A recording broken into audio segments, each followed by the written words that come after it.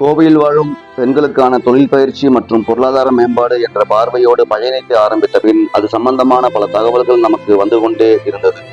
கோவை செல்வபுரம் பகுதியில் உள்ள LIC காலனியில் ஒரு கார்மெண்ட்ஸ் உள்ளதாகவும் அங்கு பெண்களுக்கு தொழில் கற்றுக் கொடுத்து தொழில் வாய்ப்பும் ஏற்படுத்தும் சூழல் இருக்கலாம் என்ற தகவல் அறிந்த உடனே நானும் சகோதரர் சையத் நாசர் அவர்களும் இணைந்து அங்கு சென்று பார்த்த பொழுது பல எதிர்பார்க்காத மகிழ்ச்சியான தகவல்கள் கிடைத்தது.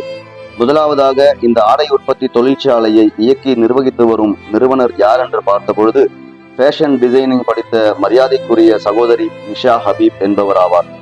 அவரின் இந்த கனவை நினைவாக்க அவரது கணவர் மரியாதைக்குரிய சகோதரர் ஹபீப் என்பவர் பெரிய அளவில் அவருக்கு ஆதரவு கொடுத்துள்ளார், இன்னமும் கொடுத்து வருகிறார்.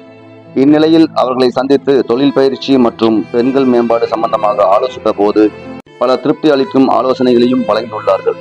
அதாவது, ஓரளவு தையல் மிஷின் இயக்க தெரிந்த சகோதரிகளுக்கு பேண்ட் மற்றும் ஷர்ட் தைக்க கற்றுக் கொடுப்பதோடு அங்கேயே நல்ல சம்பளத்துடன் நிரந்தர வேலையும் கொடுக்க அவர்கள் தயாராக உள்ளார்கள். இத்தகைய நல்லுள்ளம் படைத்த தொழிற்சாலையின் உரிமையாளரான இவர் இப்பொழுது அவர்கள் உங்களிடம் என்ன கூறுகிறார் பார்ப்போம். இப்போ நீங்க என்ன சொல்ல வரீங்க இந்த பெண்களுக்கு?